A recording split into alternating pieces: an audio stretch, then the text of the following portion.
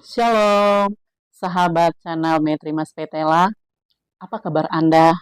Doa dan harapan saya, Anda baik-baik saja. Maaf, karena satu dan lain hal kita tak jumpa. Semoga dengan kehadiran channel Metrimas Petela, Anda diberkati. Pembacaan firman Tuhan terambil dari Keluaran pasal 7 ayat 13 sampai pada ayatnya yang ke-15, mengatakan kepada kita dengan berikut pembacaan keempat binatang dan anak manusia. Ayatnya yang ke-13. Aku terus melihat dalam penglihatan malam itu tampak datang dengan awan-awan dari langit seorang seperti anak manusia. Datanglah ia kepada yang lanjut usianya itu, dan ia dibawa ke hadapannya. Lalu diberikan kepadanya kekuasaan dan kemuliaan dan kekuasaan sebagai raja. Maka orang-orang dari segala bangsa, suku bangsa dan bahasa mengabdi kepadanya. Kekuasaannya ialah kekuasaan yang kekal, yang tidak akan lenyap, dan kerajaannya ialah kerajaan yang tidak akan musnah. Maka aku Daniel terharu karena hal itu, dan penglihatan-penglihatan yang kulihat itu menggelisahkan aku. Demikian sabda kebenaran firman Tuhan. Dikatakan berbahagia bagi kita umat yang tetap dengan penuh ketekunan dan kesetiaan membaca dan merenungkan sabda kebenaran firman Tuhan ini siang dan malam, serta memperlakukannya dalam kehidupan kita tiap-tiap hari. Jemaat yang terkasih dalam Tuhan kita Yesus Kristus, kita ada dalam masa-masa penantian. Kita bukan lagi menantikan seorang bayi yang akan dilahirkan menjadi raja dan penyelamat, tetapi raja dan penyelamatan itu telah terjadi beberapa ribu tahun yang lalu. Ia menyelamatkan kita berdasarkan kasih sayang cintanya dalam kehidupan saya dan jemaat, mengorbankan dirinya di atas kayu salib. Ia hadir untuk membawa kehidupan kita ini berada, mengambil bagian dalam kerajaannya. Ini nubuat yang akan mau mengarahkan kita bahwa dia akan datang sebagai hakim. Kalau nubuat dalam masa perjanjian lama pada kitab Mika pasal 5 ayat 1 sampai pada ayatnya yang ke-15 ini menyatakan tentang kehadiran seorang raja Mesias dan penyelamatan untuk Israel. Israel bukan Israel di Timur Tengah, tetapi Israel juga bagi kita yang telah mengaku dan percaya kepada Yesus Kristus dalam masa konteks perjanjian baru ini. Kita inilah Israel yang telah diselamatkan oleh Dia, sehingga kita ada di dalam persekutuan dengan Dia. Dengan suatu nubuat yang menyatakan bahwa Dialah sebagai Raja Mesias di Sion yang mengarahkan kita untuk harus bersorak-sorai dengan nyaring. Hai putri Sion, bersorak-sorailah hai putri Yerusalem, lihat rajamu. Satu nubuat menggambarkan bahwa raja itu akan datang, dan ini telah terjadi. Penggenapan janji Allah masuk di dalam perjanjian baru. Putranya tunggal telah datang untuk menyelamatkan kehidupan saya dan jemaat. Maka kita akan melihat Daniel yang telah menyatakan bahwa ia telah melihat penglihatan pada malam itu tampak datang dengan awan-awan dari langit seorang seperti anak manusia. Datanglah ia kepada yang lanjut usianya itu, dan ia dibawa ke hadapannya. Pada Daniel pasal 7 ayat 13 sampai pada ayatnya yang ke-15 ini menjelaskan bahwa ketika Raja Belsyazar memerintah di Babel, Daniel melihat atau menerima penglihatan dari Tuhan lewat mimpinya yang tidak hanya membuat Daniel jadi terharu, tetapi juga yang menggelisahkan.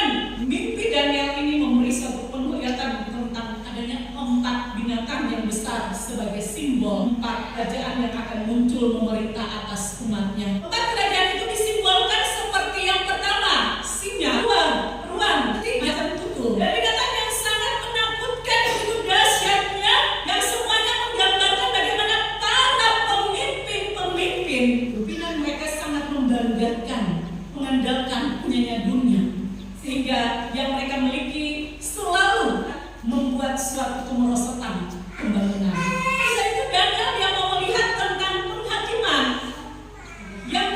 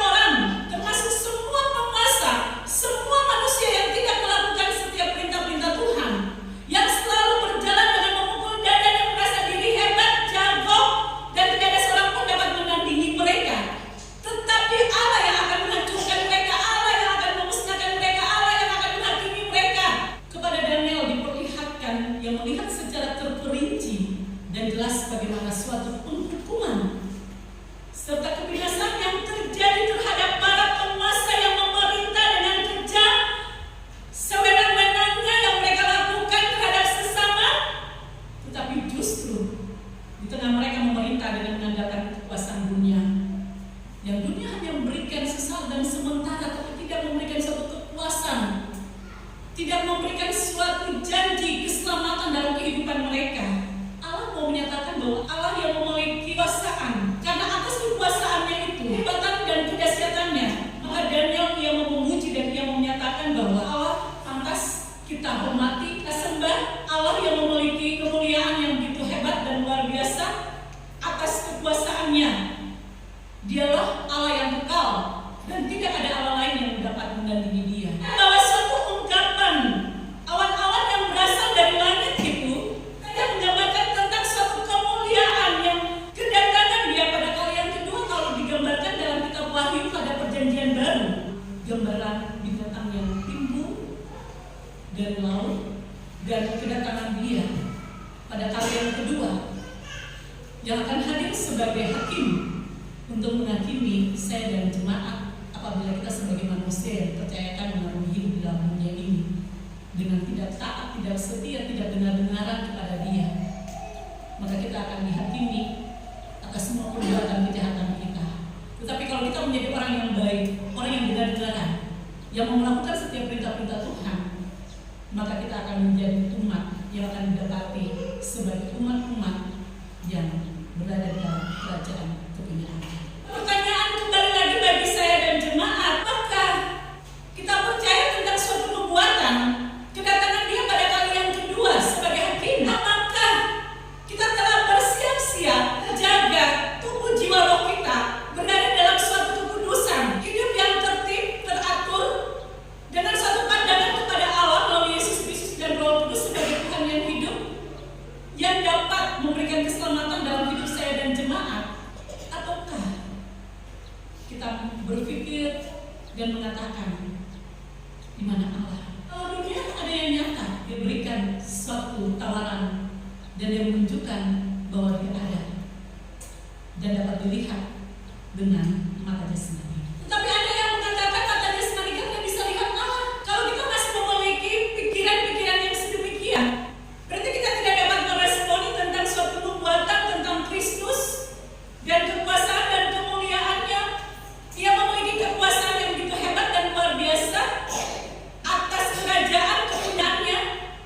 Dengan kehadirannya, kemuliaannya yang Dia tunjukkan bahwa Dialah Allah yang tidak seorang pun dapat melihat Dia kalau hidup dalam kekudusan dan kesucian. Dan kekudusan dan kesucian itu bukan hanya milik Allah, tetapi juga adalah milik kita, yang mau membawa kita hidup untuk kita nanti siap untuk masuk di dalam penghakiman kedatangan Dia pada kali yang kedua.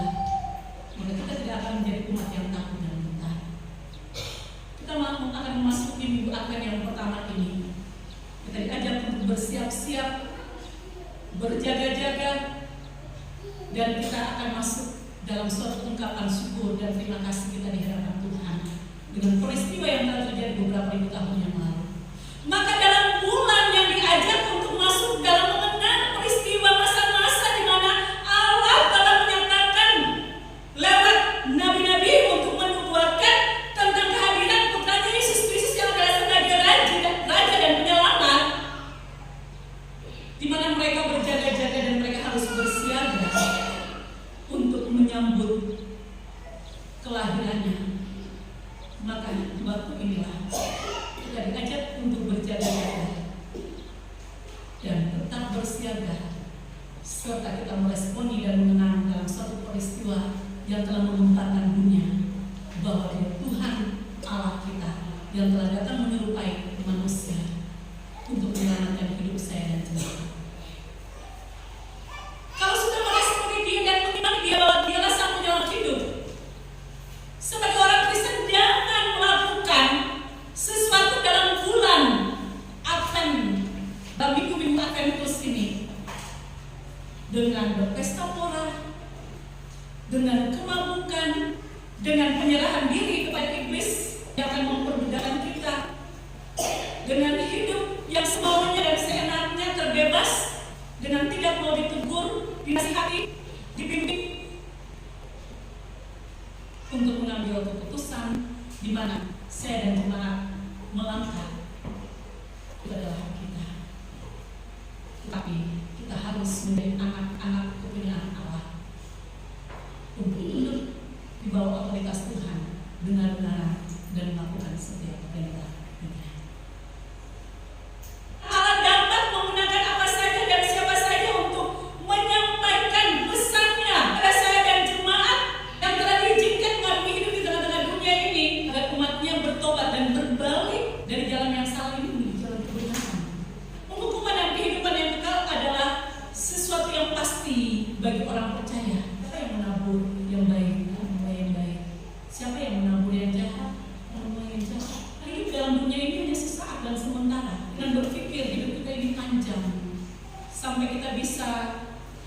menipiskan perjalanan hidup kita dengan binasanya dunia ini. Tidak ada seorang pun dapat mengetahui kapan dunia ini akan binasa dan kapan dia datang pada kali yang kedua menjadi hakim untuk menghakimi akan dunia ini. Tetapi kita untuk bersiaga, berjaga-jaga sebagai umat-umat yang percaya kepadanya, dapat melakukan kuasa dan mujizat, kiraan dan perkataan kuasa. Kemuliaan Allah itu nyata dalam hidup saya dan jemaat. Siapapun kita yang akan dipakai Tuhan untuk menyatakan nubuat, untuk berbicara dan mengingatkan sesama yang baik, ambil dan kita bersyukur